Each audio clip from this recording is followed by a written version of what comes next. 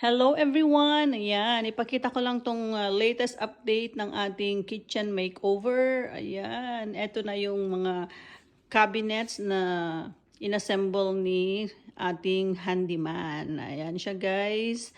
Kaya lang, yung mga top mga top cabinets natin, wala pa silang mga handles kasi nagkulang ang handles na in order.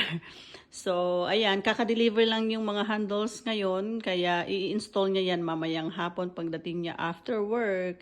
At saka isa pa, gusto niya yung medyo mas mahaba ng konti kesa sa mga ganyan. So, ayan guys, eto na rin yung kabuuan ng ating island. Ayan, ito na yung base ng ating gagawing island. Ayan siya guys.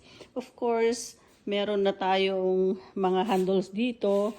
Pero yung dalawang bottom drawers, wala pa kasi yun nga, sabi ko, gustong gusto ni handyman na lalagyan ng medyo mas malaki kesa dito. Yung mas mahaba siya ng konti. Ayan siya guys.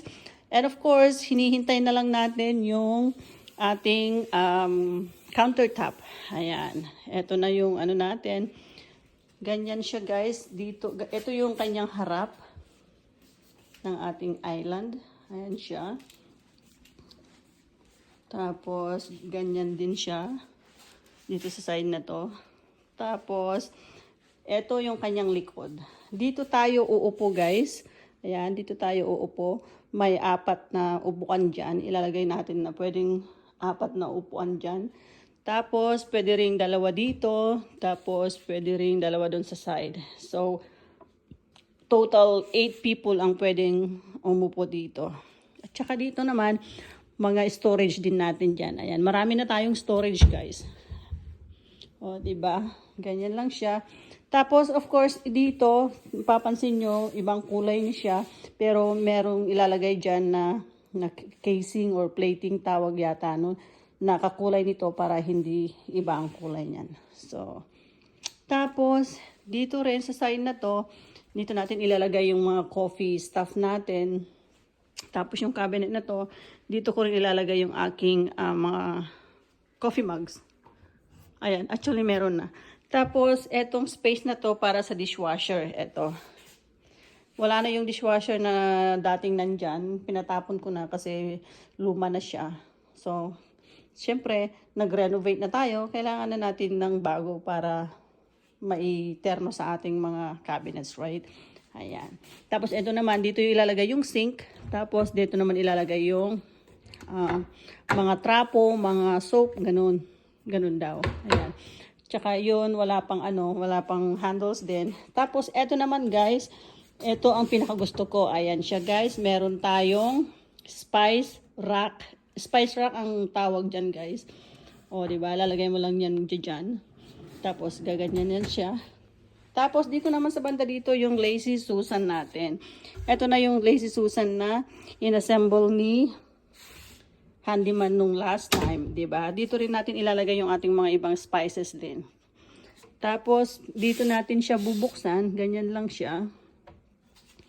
Tapos, iikot-ikot lang natin siya ng ganyan para makita natin yung kung anong kukunin natin dyan. Tulad dito sa baba.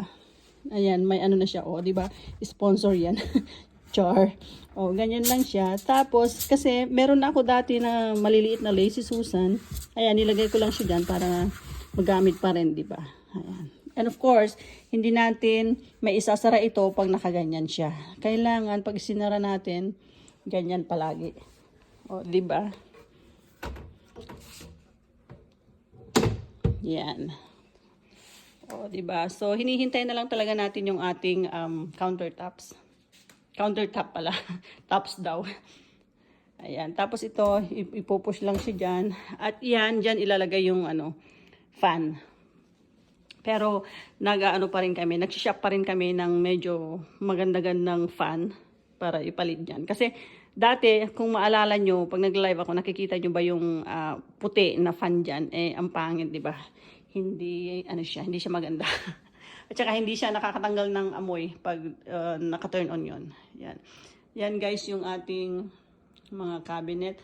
Actually, itong cabinet na to, pina-extend pa ni handyman yung mas mahaba. At mapapansin nyo guys na itong backsplash na to ay hindi kompleto at saka ayan siya guys. Tinatanggal namin yan guys. Naumpisahan na namin natanggal yung iba. Kaya etong banda dito ganyan na siya kasi natanggal na. Tapos pinatsyan lang ni handyman nung isang araw. So eto naman ang susunod na tatanggalin namin. Ayan, hinihintay na lang namin na ilagay yung countertop para tuluyan na naming tanggalin yung backsplash na yan para mapalitan ng bago. 'Di ba? Kasi hindi siya hindi ko siya type. Itong ganitong klaseng backsplash. Ayan siya, guys. Papalitan natin ng medyo modern na style ng backsplash. Ayun lang guys. Thank you so much for watching. Stay tuned for another update. Bye!